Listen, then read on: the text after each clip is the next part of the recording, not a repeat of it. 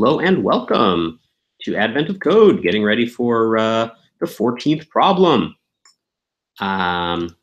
Checking that I named the problem correctly. Yes, about 25 seconds, getting Eclipse ready, waiting for the problem to become available. Yesterday we got our first star in the top 200, so maybe just a little bit faster for our solution this time, and we'll get some points. But that's going to depend on a lot of things. Here we go. And let's get started. Schedule job disk defragmenter. Sit and watch. Sequence of not hashes. Oh boy. Total of 128 not hashes. All right. Okay. The hash inputs are a key string, a dash, and a number corresponding to the row. Okay. And then the output of a not hash is represented by hex digits. All right. So my puzzle input is this. Okay. So is traditionally represented. All right. So I need to get my not hash code. Let's see if I can find it. So this would have been like using, I think, like an integer 2 string here, or I think I was using format. Okay. All right. This seems like this stuff might be able to work. Okay, this seems kind of like what I used. All right. All right. So if my puzzle input is this, then let's at least see if perhaps I can, let's see. So I have the sparse that's going to be based on this input here. Okay, and then don't know how to create a sequence from a keyword. What's up with that? So I think that's because I probably need to define this. Okay, this here. All right, same problem as before. So all right, so I have a sparse thing. Second bit XOR. All right. Okay, can I get the first of sparse? Okay. Should actually be able to get the whole sparse thing. Okay, that's good. But partition the okay. So actually, what? Okay, so this is actually working. Okay. All right, it's traditionally represented by 32 hex digits. Corresponds to 4 bits for a total of 128 bits. To convert, turn each to its equivalent binary value. Yep. Continuing this process for the key this appear as follows. Hex would begin with in binary. How many squares are used? So is this just asking how many bits are set? Okay, so this is asking how many bits are set. Can I just represent this in binary? Without padding, maybe? Let me see. I think I can do maybe integer 2 string of apply bit XOR to block with a radix of 2. Like this. All right, and then what are the frequencies here? All right, so this is saying 72. In this example, 80 in the entire 128 by 128 grid. All right, why is it 128 by 128? Okay, each corresponds to 4 bits for a total of, to convert to bits, yep, okay, got it. F becomes, so hash that begins would begin with this.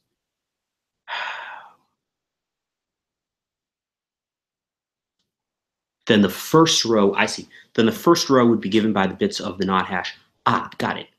Okay, so we're going to take this thing here and extract this into a function, not for some input value. All right, here's the input, like this. All right, then for I in range 128, we need to call not on this thing, not stir this thing, followed by a dash, followed by I, and okay, this kind of looks good. Actually, I think I can pop it in here. So I range 128, let the sparse be calling not on this. Okay. Then here we're emitting strings. We're combining all these strings together. All right. Unable to resolve symbol not. Okay. Okay. This is doing 100, 128, 128 of these hashes here. This does give me an answer. This answer is pretty close to the other answer, so I'm going to try this. Right answer, rank 21. All right. Now my guess is defragmenter needs to know number of regions. A region is a group of used squares that are all adjacent, not including diagonals. Every used square is in exactly one region. Lone used squares form their own isolated regions. Okay. A region is a group of used squares that are all, while several adjacent all count as a single region. Okay. I see. Okay, so this is basically taking, this is like closed under adjacency. Of particular interest is the region marked 8. Doesn't appear contiguous, are connected. All right, and then why is it the case that these are connected? Considering the whole 128 by 128. Oh, I see, because, okay, right. In this total, 100, okay, so how many regions? All right, so this should probably become, well, I can make like a vector of this here, and then I can like make a vector of this whole thing, and then at least I have a vector of vectors data structure that I can talk about. And then the question is, how do you take the just like the contiguousness closure of a space like this? Let's see.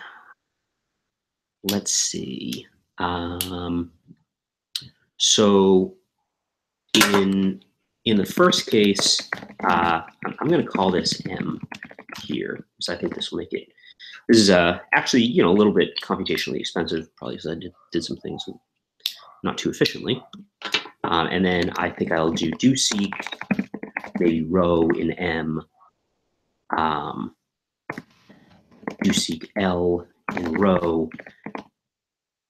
print L, and then like maybe print line at the end, just that I can take a look at this thing. Okay, this is not right at all. Yeah, this isn't right at all. And the reason is that my for loop, my for comprehension here is doing too much unrolling. So apply XOR to, well, okay, so this is for each of these.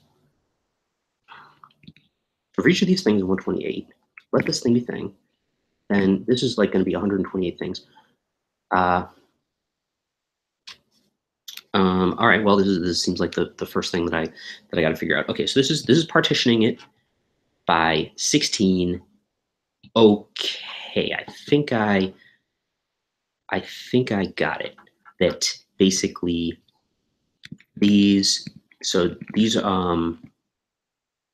actually going to be like blocks here. So this is going to be a sequence. Okay, so it's going to be a sequence of rows.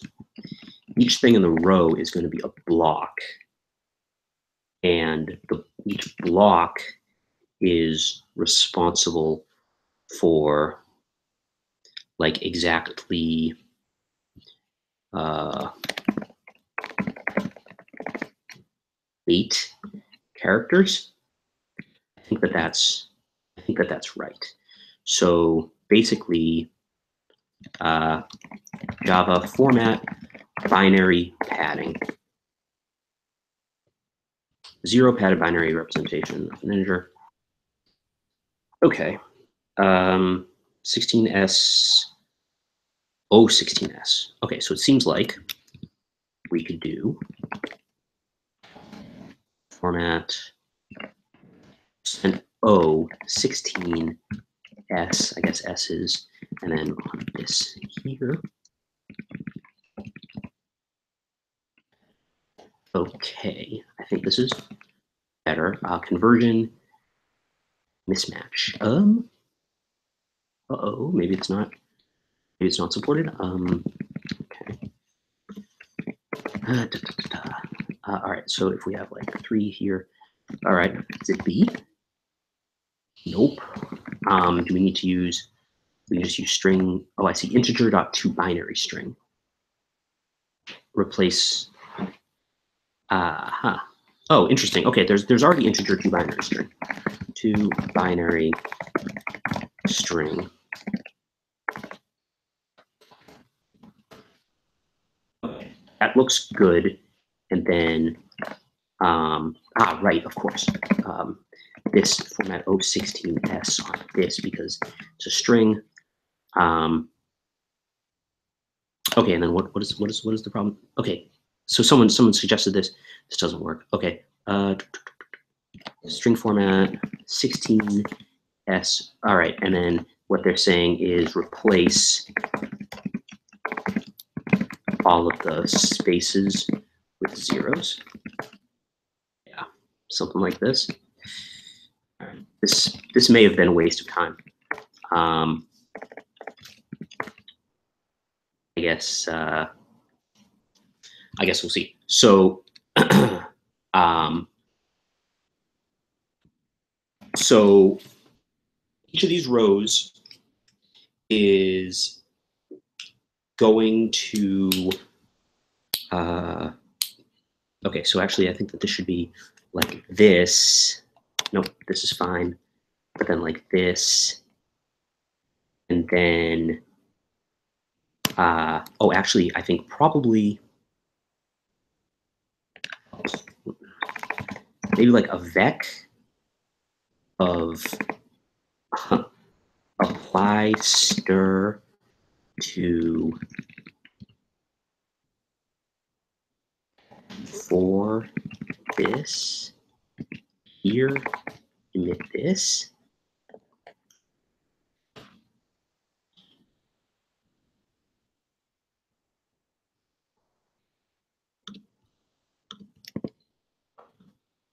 Hopefully this is the last time I have to do this because this will, all right.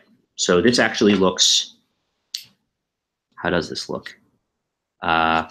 Awfully regular. I think that the reason is that, yeah, I hard coded the 4 here when this actually needs to be apply XOR block. Hopefully this is the last time I have to do it. All right.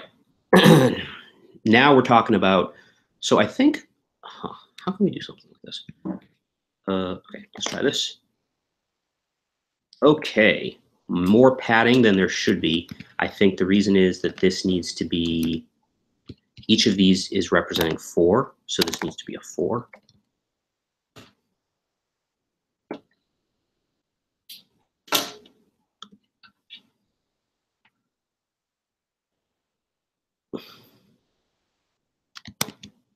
Okay. Why is this not a grid though? Map count to m. How about just count to them? Well, that's right at least. All these numbers are close to, but not quite 128. It seems like the 0 padding is not happening here. All right, let's simplify this. Go to the first one.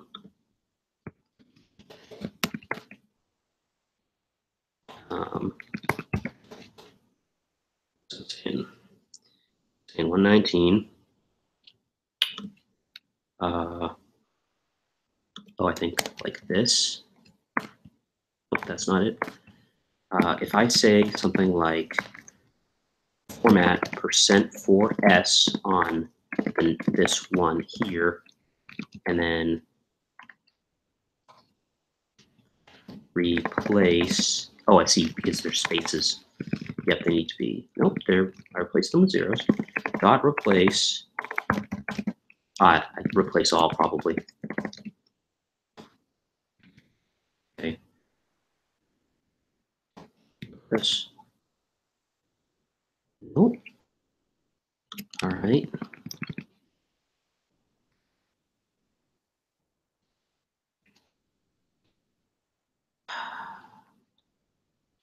What am I not doing right here? Integer binary string of like some value like or something. Hang on. I see. Do I see? Does this need to be, because we're partitioning this 16, should this actually be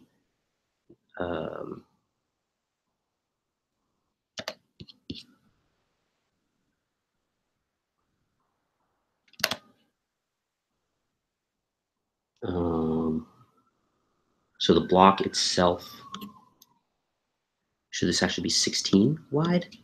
Is that what I'm missing here? 256. That's not right either. It's 128 bits long. So it should be this. Yeah. Okay. So that took a little while, but this will hopefully give us the grid structure that we're looking for. And then I still don't know. Still don't know how we're gonna figure out how many groups there are. Well, I guess we can just start anywhere, and yeah, just like a big loop. So I mean, we can just talk about the surface space just being the set of for I in range 128, for j in range 128, the pair ij. Okay, and then we can say that like next is just, or the current maybe is just 0, 0. And our groups starts out as nothing, right? And then we basically,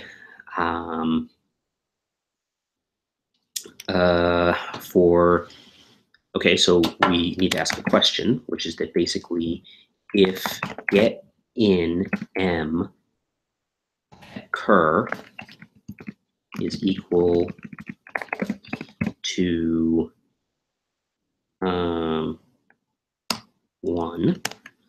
1 or the string 1, it looks like. So it's a vec of apply stir, so this is actually the character 1.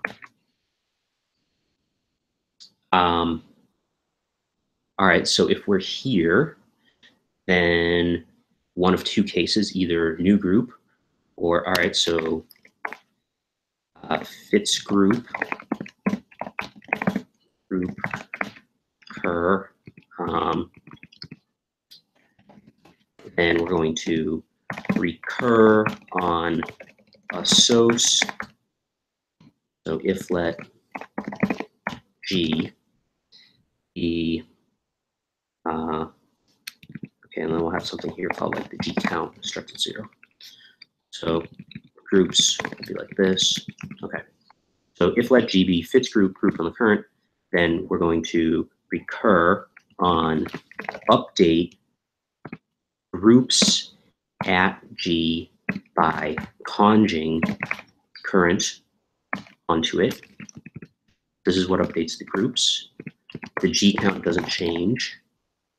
We're going to say, so I'm going to say up here to let current be like the first of search space.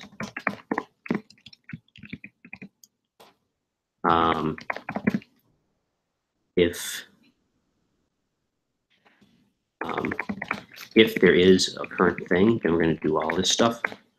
But if there isn't, then we're going to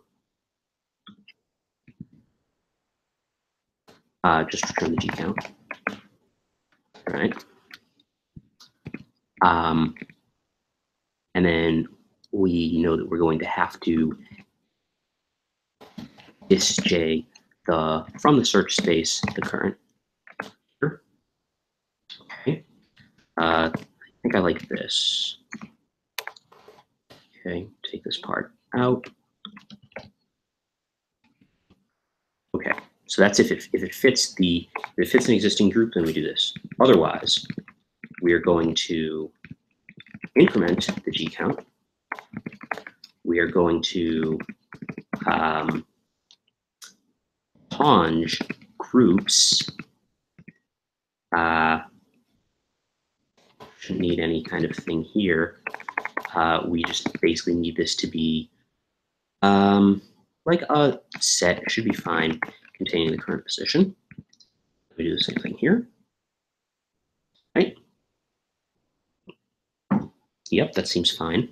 And then if it isn't a 1, then we do a normal recur. So we take this thing out of the search space, but the groups don't change and the G count doesn't change. Okay. All right, and now we need our implementation of fits groups. This needs to return the group that is matched. Okay, and then we basically say, oh, I'm just realizing that this cannot be done in a greedy way, or maybe it can, but I think that the search space has to be the way we pull this off has to be done in a smart way. But okay, fits group for something that is new that we're trying.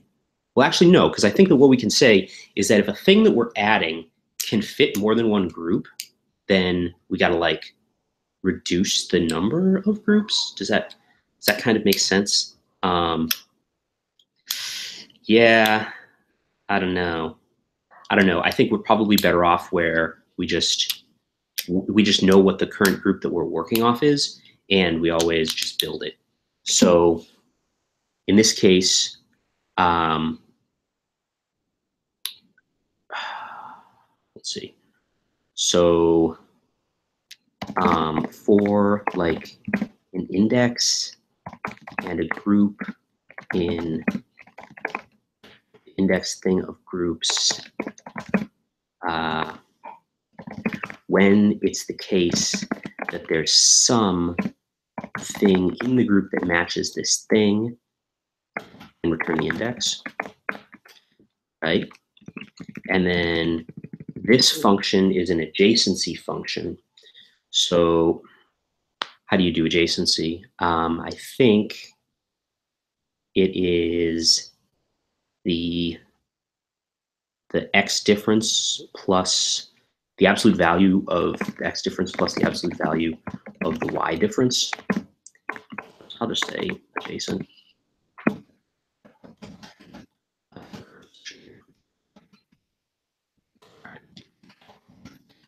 So if we have an x and a y and an a and a b here, then I think it's got to be the case that adding together the math of the absolute value of this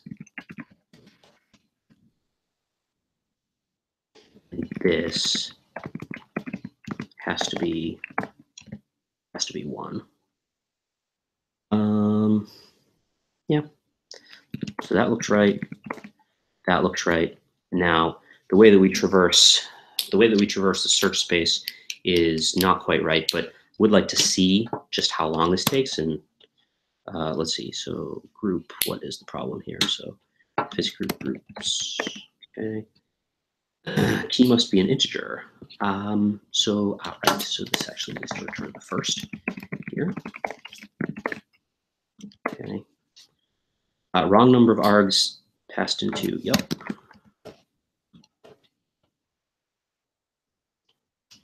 All right. So this needs to. This is probably not a very efficient algorithm. But if this does return us an answer in a reasonable amount of time, then maybe we can sort of work with the output and just figure out how to combine up groups that are adjacent to each other.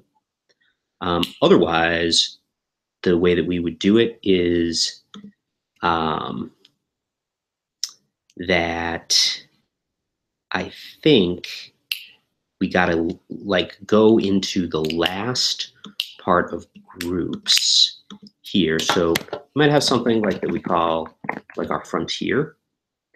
And in the case where we add a new group or add to an existing group, then we sort of need to expand on to our frontier. So closure set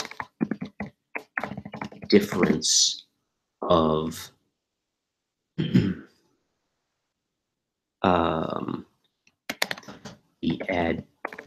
adjacent squares to current, take away, let's see, take away the ones that we've already looked at. Do we need something else in here? Yeah, scene, I suppose. Yeah, so it's starting to get complicated. And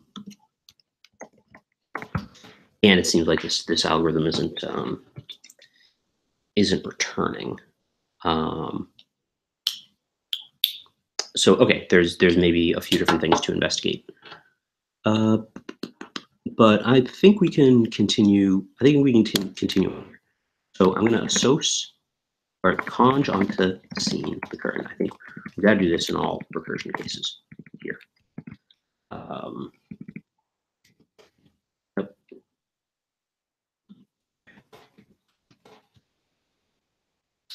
Okay.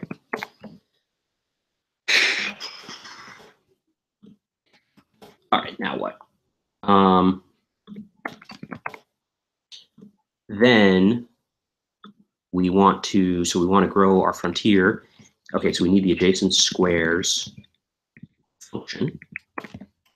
Should be fairly easy to make. So the adjacent squares of a position x and y is just for I in -1, 0, 1, for j in the same thing.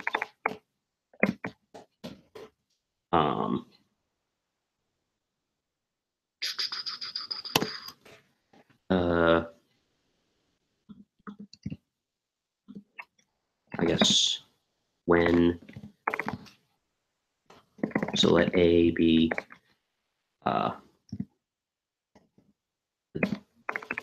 map B plus like x, y to ij, like this.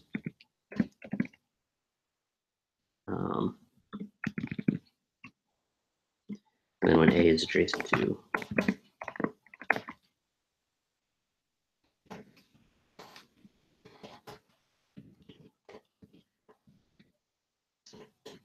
and emit, something like that.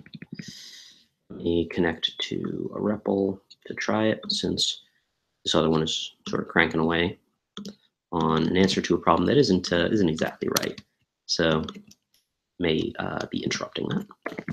All right, so if I ask it for the adjacent squares to 5 and 5 here.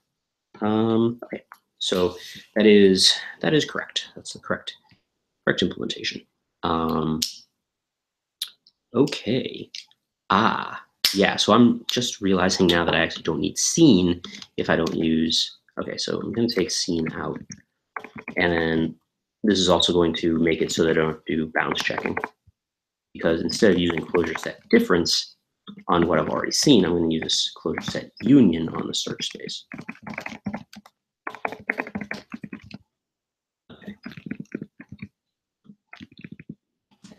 Okay, and now this algorithm, oh hey, it finally came back. Too bad about the right not being the right answer. Okay, so well, but now I think the new problem should be correct. Let's okay, mismatched ARD counts to recur. I believe it. So let's see, this should be 4 of them here. Okay. Did I probably didn't? Okay, yes, right. So in this case, right. Okay, so cur needs to be cur needs to become the first of the frontier, and then if it isn't, it's like either this or this. Yeah. Okay. Yeah. That I think looks right. What I think this does is, geez, I'm actually not sure about this at all, because I could easily see a group kind of growing in such a way that I think I should probably just get the groups out. This was probably yeah, groups and G count here. Okay. Yeah, I think probably is this still the mismatched counter recur? Right. Yes, because I need, if in this case, oh, I see. In this case, you're adding to the frontier, removing from the search space. It seems like the same nodes might be explored more than once. Maybe. All right. I don't have a whole lot of confidence in this algorithm anymore. So let me see if I can just take out this frontier stuff. Take this out. Take this out. And just use the dumb algorithm that took forever to run. But in the meantime, what we can do is we can write the algorithm that's going to figure out about merging groups. So merge groups, and we'll have our groups list here. Okay, so how do we figure out if groups need to be merged? Well, we could do let's see, we could say something like for I in range count groups, and for j in the range starting from 1 more than I and going no more here. So we're going to ask whether it's the case that I and j can be merged together. So mergeable groups I, groups j, and then we basically yeah, I think we say something like for group G in like the possibly combine of these things here.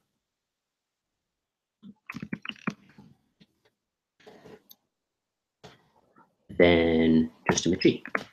And then we can, I think, just keep calling this until successive calls return the same count. And then possibly combine for 2 groups, column A and B, is going to be if, let's say like if mergeable A and B then return a list containing like vector vec concat, maybe. Yeah. And then otherwise just return maybe. And then mergeable for some AB is, I think I can do the, I think I have like a combinations thing.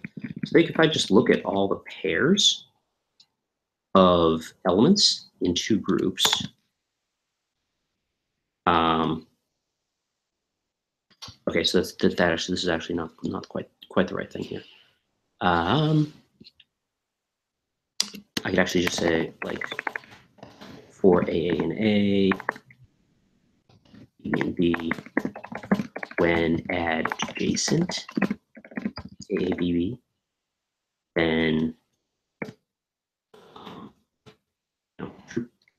something like this.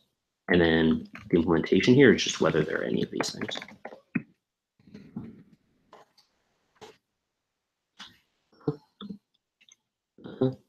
Okay, okay, yep, merge groups. All right, and then if I call like some merge groups here, and I got one group that contains, so I have a group, so I pass in groups. The first group contains 1, 1, and the second group contains 1, 2. Then do these get merged together? Looks like yes.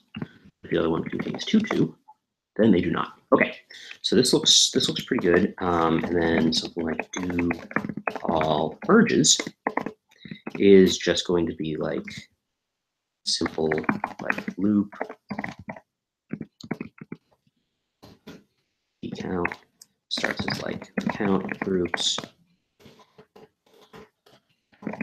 let n for next be merge groups on groups here, next groups maybe.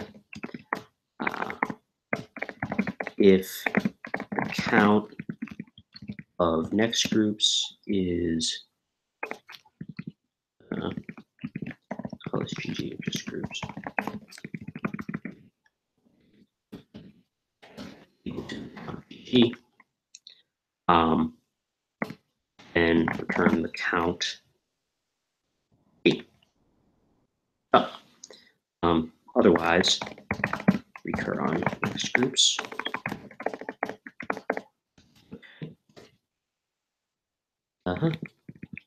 And it's complaining about not having the input defined. There we go. All right, waiting for this to come back.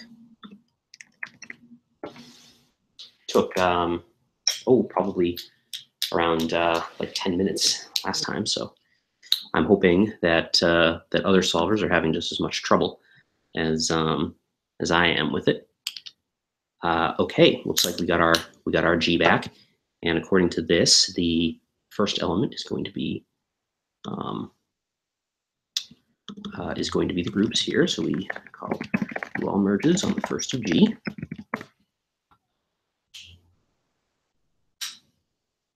All right. So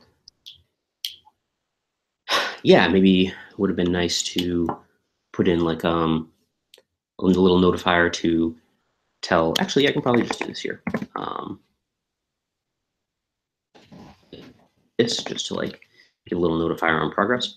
It's a multi-threaded machine, so this should be fine. Okay, so this is saying it's still in the first layer of doing all these merges. So this has got to look at a lot of different groups, which is yeah, potentially not very efficient. It's going to be comparing groups that are really far away from each other. 3248. So basically 3248 times 3247 divided by 2. So that's like a million things to check. Yeah, I mean these are big numbers here. needs the right algorithm.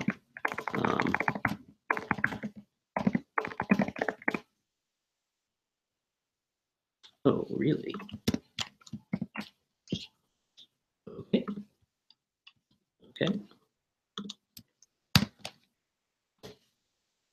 All right. Uh-huh. All right. Well, on the plus side, this does appear to be a group connected by adjacency. So got that going for us. On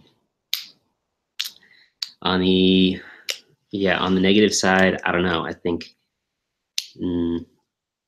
I mean, I guess it's not impossible that the number that came out here is wrong, and this is probably going to take more than a minute, so we could just plug it in. Not the right answer. All right. Yeah, too much dumb iteration. Need to do more smart iteration. All right. Well, so okay. So the good news is that I do have a naive groups that took a while to compute, so I can continue to use that. So how to use that? Let's see. How can I use that to only combine groups that could possibly be near each other? All right, I've got an idea. So I could say something like for G in a list of groups, I could like map cat adjacent, what did I call them? Adjacent squares. Adjacent squares to everything in G. This is going to give me all the adjacent squares to the group. And then maybe I could actually say, okay, this might work. So I'll have an index and the group like this. And then for each of these things, this A here, I want to emit like A pointing to back to the index of the group. Oh, and it looks like I might need a battery. Oh, where's the plug? Yeah. Or no, yeah.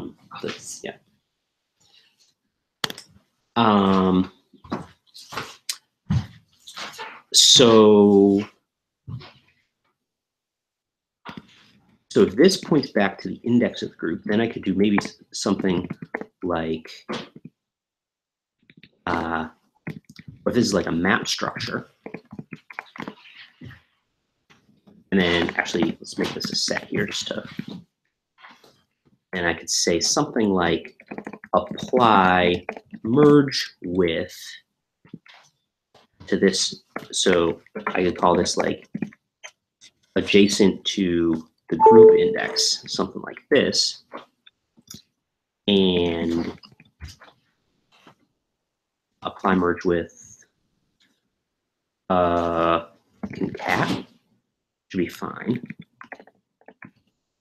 Make sure these haven't returned. Nope, not even close. All right. And then this is just going to be the first of G here. Okay, let's see if this returns. Okay, so this did actually give me a thing. Can I get a count of it? All right, can I get the first of it?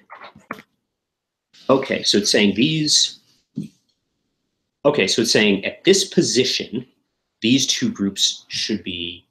So it's saying based on this, these two groups should be merged. Okay. All right. So maybe then I should say, all right, so like for key value in A to GI when the count of V is greater than 1.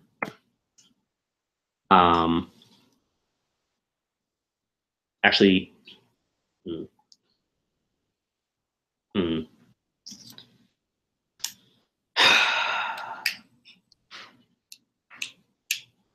So this is based on the adjacencies.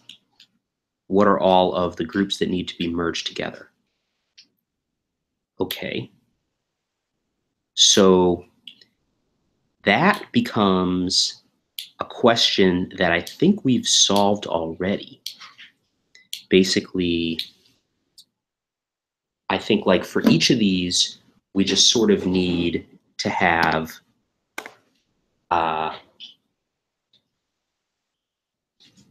for maybe for like each of the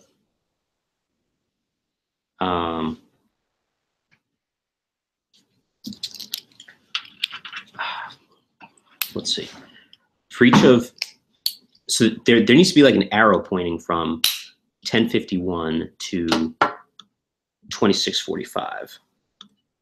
I'm gonna close these. This is not the right approach.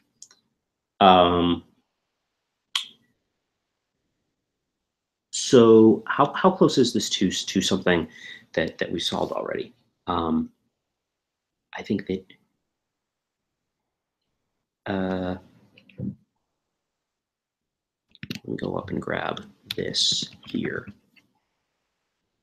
So I think that we want to say that for all values A and B in the combinations of V here, the two combinations. Need to remind myself.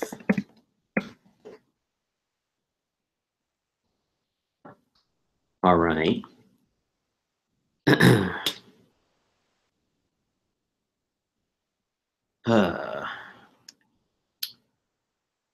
Okay, and then actually, I think maybe permutations is no.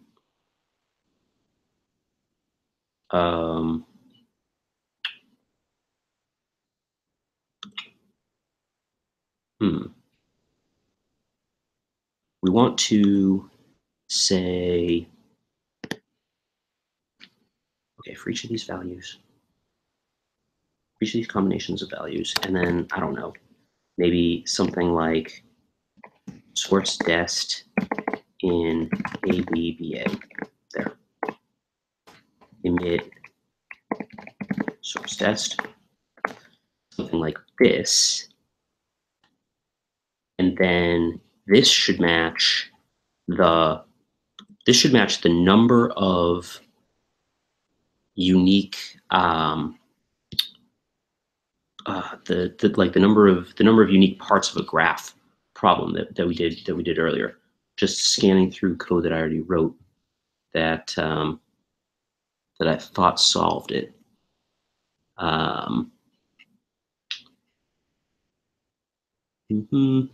The balance, okay, might not have it, but okay. So now we have our source dest tree here. Maybe maybe we should just change the implementation of do all merges here to use A to GI, or I guess more properly the output of this thing. So source dest, source to like a list containing dest, like this, and then same deal. Apply merge with concat.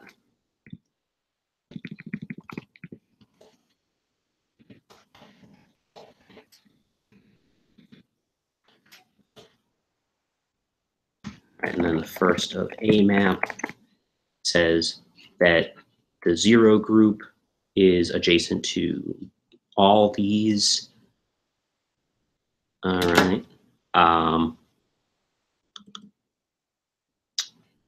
Okay, so then maybe this should be closure set union. And it should be set object.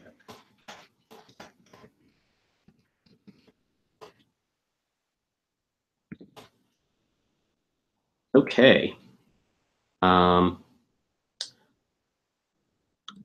All right. So then our merge group here, so our implementation of possibly combine mergeable AB.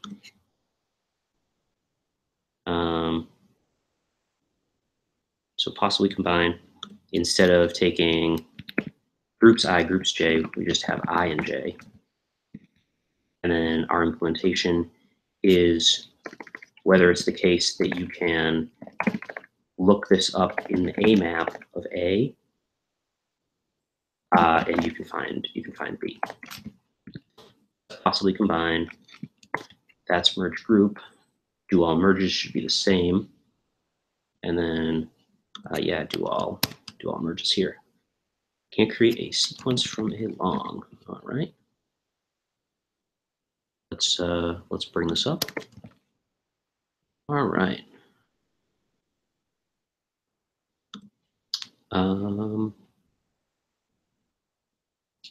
Okay, so where is it?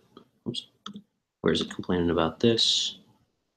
So this is in merge groups iteration. Okay. G and possibly combine. Oh, right. Yeah, this isn't right.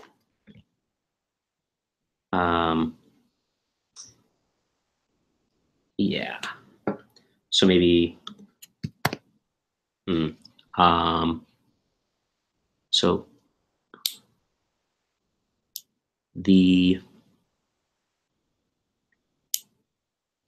So merge groups needs to take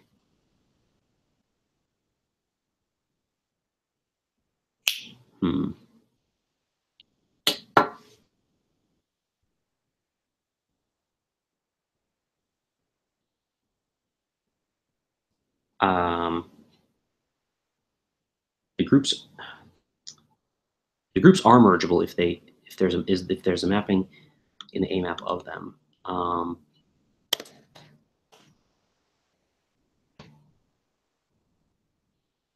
So maybe we could do something in here, like for G in if get a map on I contains J, then return just a list containing like this, let's say. Okay, and then otherwise return this. Here. Okay, so unable to resolve symbol. Okay, so this would be, I guess, concat groups I and groups J.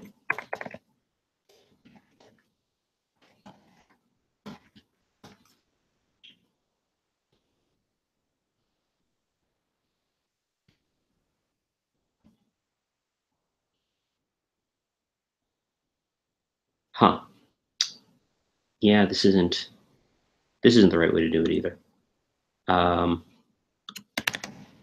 same app again. Okay, let's take a couple elements out.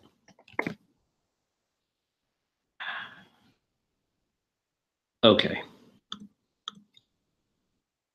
So yeah, this is definitely a problem that we've solved before.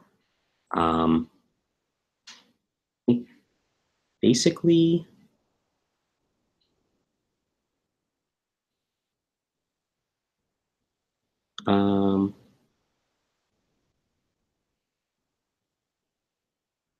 so we know that the count, this is the thing that we're going to be iterating over. So these are all the different groups, and then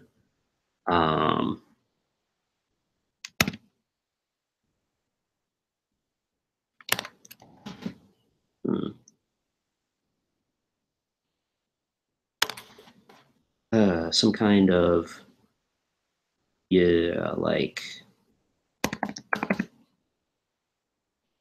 loop where the space is this set, the frontier, or no, like this. Let current be the first of this space.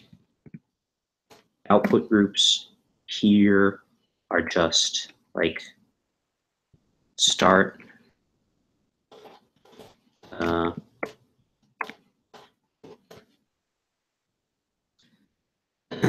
And then basically take the AMAP, look up the current group, and then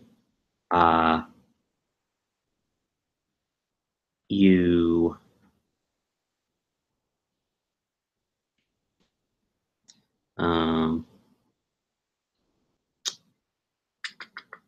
like add it to your some kind of like working space or something.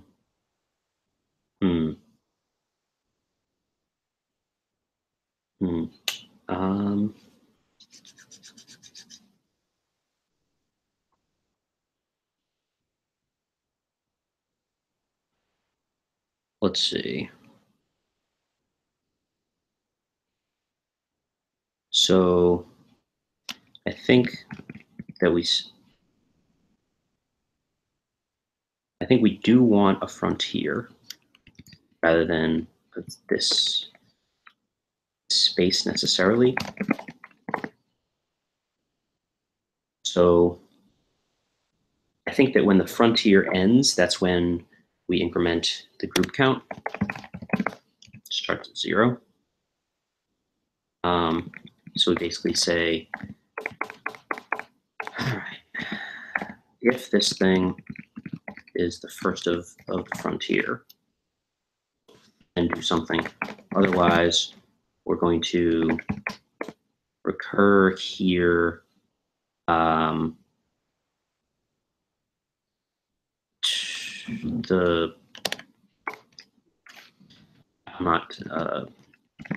do something else, but then like increment like group count, something like that. Otherwise,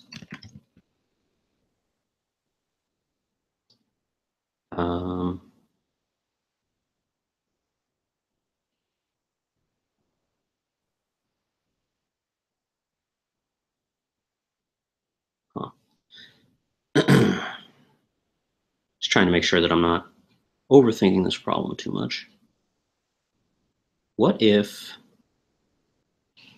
I said something like, so I use AMAP on 0, and then I did like map cat AMAP to that. And then I did like map cat AMAP to that.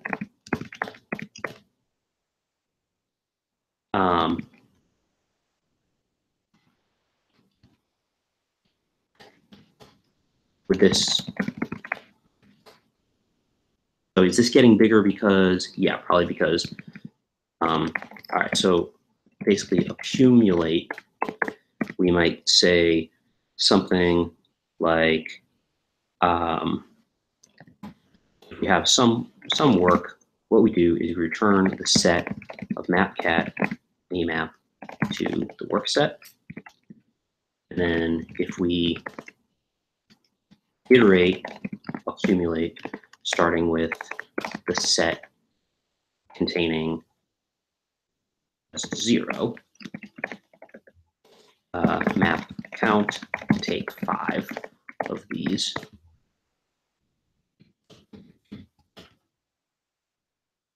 Okay, what about take 50? Keeps getting bigger.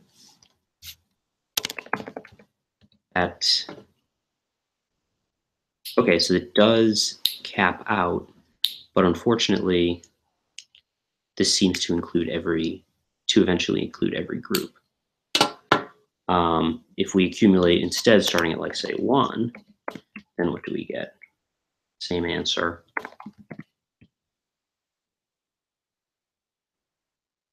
Yeah, it's not surprising, I guess, that we get the same answer.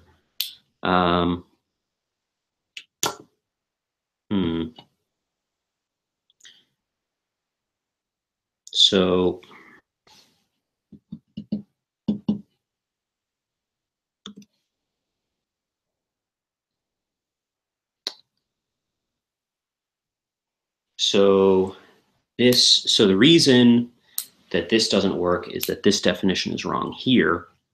It isn't, if two groups share adjacent squares, then that's not right. It's that a group has to contain adjacent squares of another group. So, so this actually has to be, let's see, it's got to be like,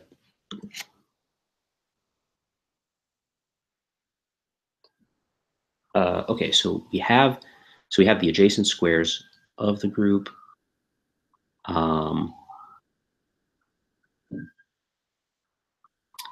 Then maybe we like look at every other group, something like that. So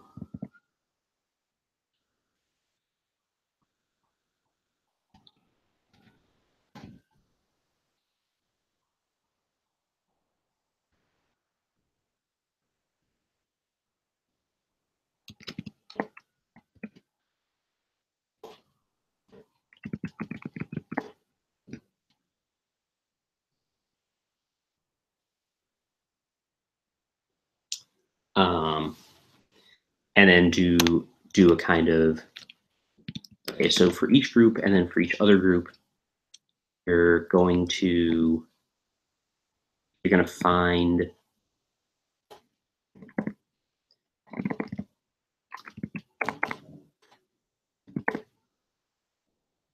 the adjacent squares of the group, and then I guess just ask if any of them are in G2.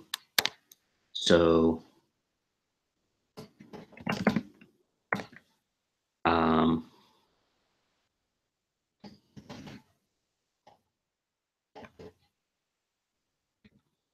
and then in that case, that's just basically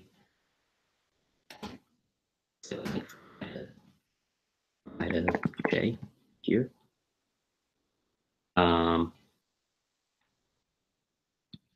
But this might take too long to run. I call this IDX. And how to create a sequence from a long.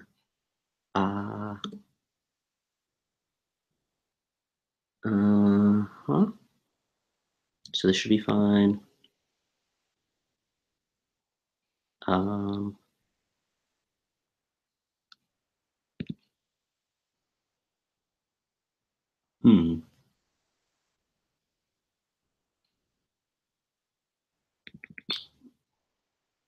know how to create a sequence from long.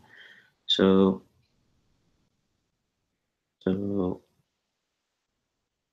this part should be fine.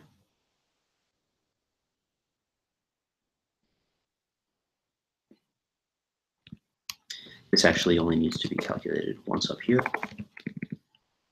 Save some compute.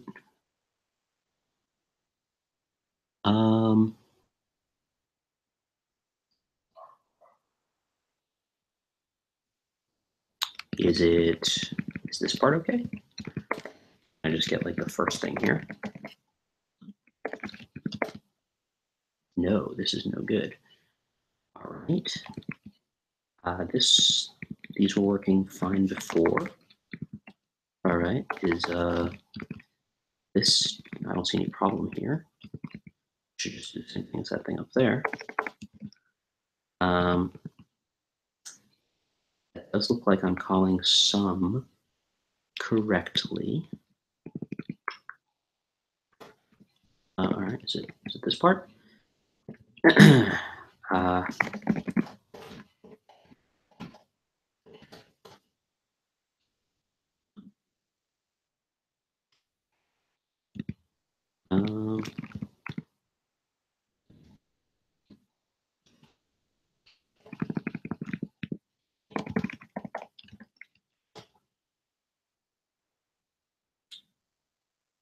Okay, that's interesting. I would think that since I was calling indexed on this thing, that it should know. So what's J then? Um,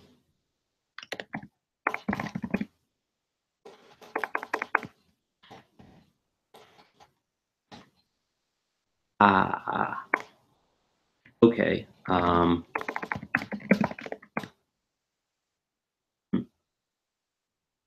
So this does seem to be lists of pairs here.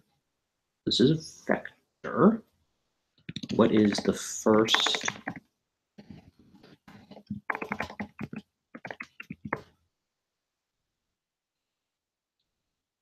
Um,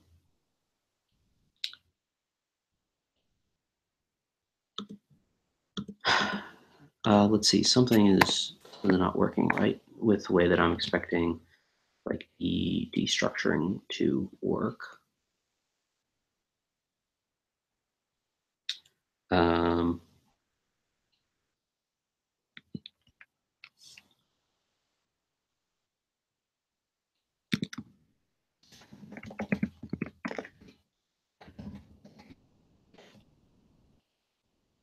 long and then a long. What about just the, oh, I think I see, oh, I see what the problem is. Yeah, because I'm overriding this, yeah, ghosting this variable. That's, that'll cause bugs. All right, G1, it becomes, and yes, all right. Okay, how does this look? All right, 0 maps to 0. Okay, that, this seems like the right thing here, right? Okay, pop this in.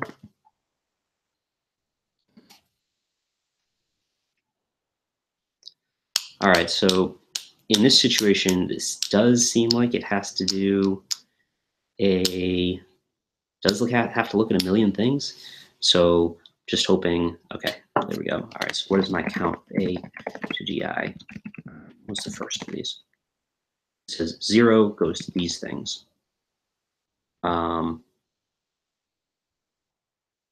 Okay, that seems a lot more reasonable than last time. Okay, so I think this still makes sense to talk about. Then I think this also still makes sense to talk about here. Okay, now this is starting to look good. Okay, so this is saying you start with 0 and then you eventually end up with 16 groups. Okay, so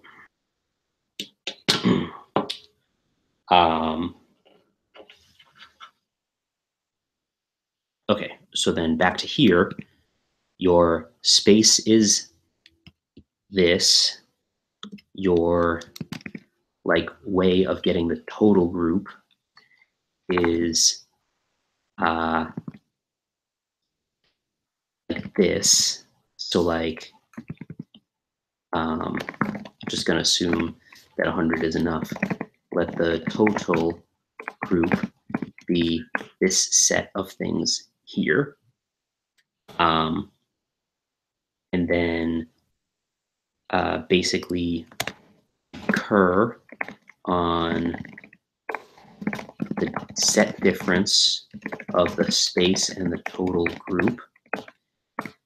I don't think we need a frontier. We will increment the group count.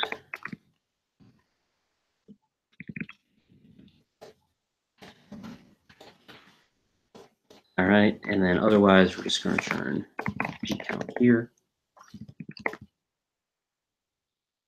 Why did it want right first of space? That's fine.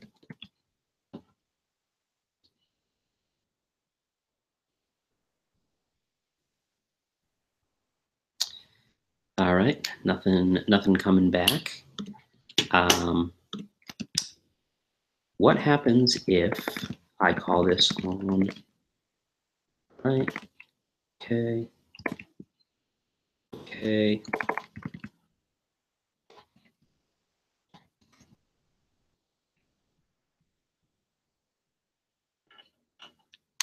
Okay. What is I guess, a little bit disturbing to me is that some of these groups seem not to contain themselves.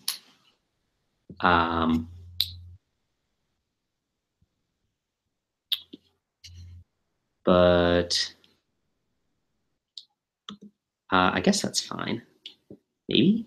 No, it isn't fine because otherwise they're not going to get removed from the search space. So maybe I should just conj them in on here.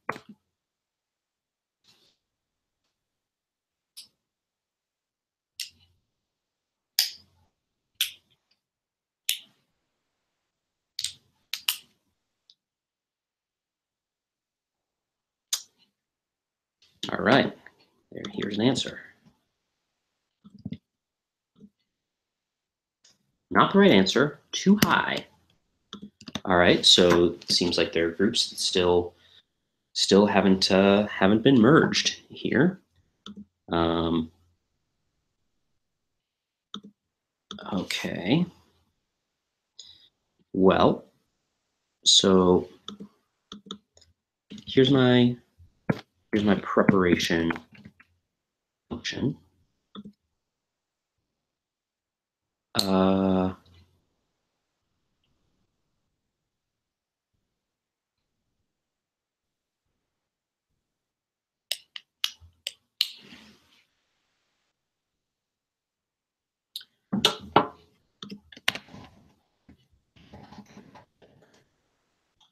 So yeah, it did reduce it down, but not by a lot. Yeah, not by nearly the correct amount. And we know that it didn't reduce it by the correct amount because we just if we just run this on 0, then we can see that a whole lot of groups are being combined there. So either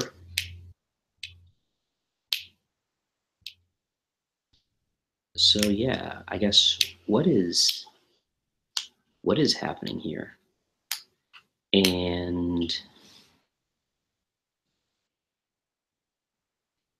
yeah, and furthermore, is it the case that nothing that I pass in to, so if I map a map to range 100, let's say range 20, and then map count to this. Okay, so it is sometimes 0, so that's at least good.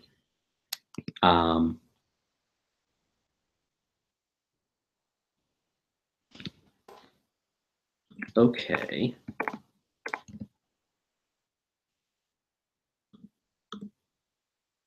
So from the current space, take out everything that you've already seen. Okay, if that's the case, then G count should really be smaller.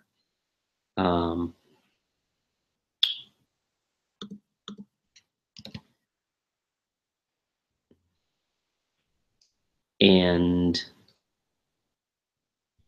I'm not seeing why this.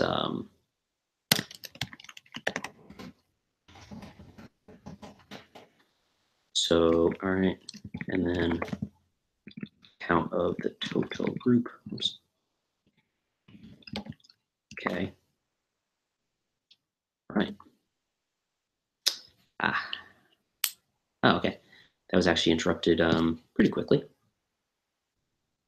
Let's see. So start up here. The count of the total group is 16, and it goes down by 16, which is correct. Then it says we're at this point, and then I've made this mistake before. Okay. Okay. Okay. All right. 12, 12. That's the right answer. Rank 602. Haha. All right. Pretty big difference between between first and second stars for today. Let's look at that. Let's look at that leaderboard. So it looks like in order to get on it, you need 412 points. Let's see, my personal stats, I have 348. So so within 100 points of victory. Yeah, let's talk about today's problem. So there were a couple of parts of it. The first part was basically just producing a grid. It wasn't just producing a grid. It was counting the number of elements in the grid that had been turned on, but it was equivalent to asking how many ones there were in a binary string. So to generate this grid, you basically took a value and hashed it according to code that we had written before. So I was fortunately able to dredge up the code from before pretty easily, and see if I can find where it was. Yeah, here, and also sort of retrofit it to their new definition to get an answer pretty quickly. And then from that point, so yeah, we got. I'm not sure what we did on the day. Looks like 21, ranked 21. So that was pretty quick. But then part 2 was just brutal. So in part 2, they basically talk about each of these hashes belonging to a group that is defined by adjacency, and I just didn't have a good algorithm at all for sort of reasoning about that, and ended up with something that involved way too many intermediate steps, and was really slow. Thinking about it in more hindsight, probably it's not necessarily the kind of thing that Clojure is sort of best at. Yeah, maybe not. I think that probably each step along the way, the thing to do is to keep track of a group and all of the nodes that are adjacent to it, so that if there is like another group that comes along, then you can sort of know to make it part of that original group. Where I sort of had trouble was in the first outer loop that I defined here, was that one of my recursive steps, let me clean this up a little bit. One of my recursive steps talked about like basically adding a group, and I didn't really think about editing any of the groups that were already existing at this point. But this is really probably the time that I needed to be doing that. So basically, because I didn't do that, I suffered from hitting the search space in an order that was like effectively random and paying the price. So I ended up with a lot of groups that could be merged. So then I had to basically make like, so then I ended up settling on make a map from groups, basically like groups that can be merged with other groups based on them having like adjacent squares in that group. And then I ended up making this other data structure that sort of like was a mapping. I don't even really see the purpose of something like this, other than like just to make things symmetrical in my final implementation. Then yeah, I ended up doing like this ridiculous thing, just to try to get an answer out.